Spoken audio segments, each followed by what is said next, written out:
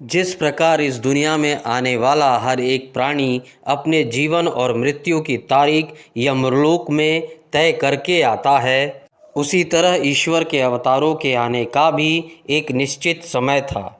समय समाप्त होने के बाद उन्हें भी जाने का एक निश्चित समय था।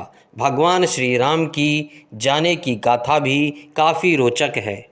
पद्म पुराण में वर्णित कथा के अनुसार एक बार एक वृद्ध साधु भगवान राम के द्वार में पहुँचे और उनसे अकेले में चर्चा करने का निवेदन किया, और भगवान राम उनकी बात मानकर उन्हें एक कक्ष में ले गए और द्वार पर लक्ष्मण को खड़ा कर दिया था और ये कहा कि उनके और साधु की चर्चा को किसी ने भंग करने की कोशिश की तो वो उन्हें मृत्यु दंड देंगे।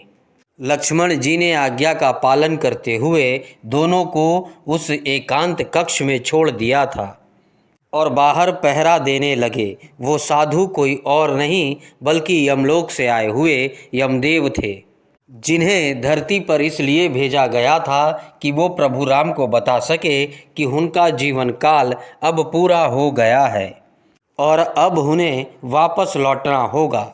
उनके वेश बदल के आने का कारण हनुमान जी थे, जिनसे यमदेव भयभीत रहते थे। अभी यमराज और भगवान श्री राम की चर्चा चल ही रही थी और द्वार पर ऋषि दुर्वासा आ गए और भगवान श्री राम से मिलने की इच्छा प्रकट करने लगे। लक्ष्मण जी ने क्षमा मांगा और कहा कि भगवान राम आपसे अभी नहीं मिल सकते, आप प्रतीक्षा कीजिए। और दुर्वासा ऋषि क्रोधित हो गए और कहा कि श्री राम को उनके आने की सूचना दो, वरना मैं श्राप देकर इस पूरे राज्य का विनाश कर दूंगा। और तब लक्ष्मण जी चिंता में पड़ गए कि आखिरकार वो अपने भाई की आज्ञा का पालन करें या राज्य को श्राप मिलने से बचाए। अंततः उन्होंने सोचा कि पूरे राज्य की मृत्यु होने से अच्छा है कि सिर्फ मेरी ही मृत्यु हो जाए।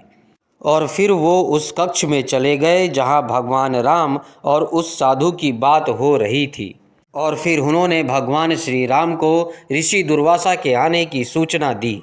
और फिर भगवान श्री राम यमराज को विदा करके ऋषि दुर्वासा का आने का सत्कार करते हैं, और उन्हें विदा करने के बाद भगवान श्री राम धर्म संकट में पड़ गए, क्योंकि उन्हें अपने फैसले के अनुसार अब लक्ष्मण को मृत्यु दंड देना था, क्योंकि उन्होंने उन दोनों का एकांत भंग किया था और दूसरी तरफ वो भ्राता प्रेम से असहाय हो रहे थे। तब ऋषि वशिष्ठ ने श्री राम से कहा कि आप अपने भाई को मृत्यु दंड देने के स्थान पर अपने राज्य और देश से बाहर निकाल भेजिए। उस युग में देश निकाला मिलना मृत्यु दंड के बराबर माना जाता था, लेकिन लक्ष्मण जी भगवान श्री राम के बिना एक पल भी नहीं रह सकते थे और अंततः उन्होंने धरती छोड़ने का फैसला ले लिया और वो सरयू नदी में जल समाधि लेकर नदी के भीतर चले गए।